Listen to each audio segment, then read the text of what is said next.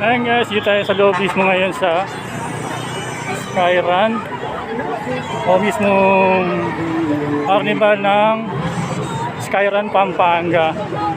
So dahil dinadayo ito ng kalap natin mga kababayan at mismo sa Pampanga. So dahil napakaraming tao.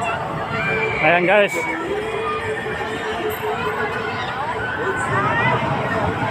Dahil siyempre Sabado nga yan, no? First week ng December.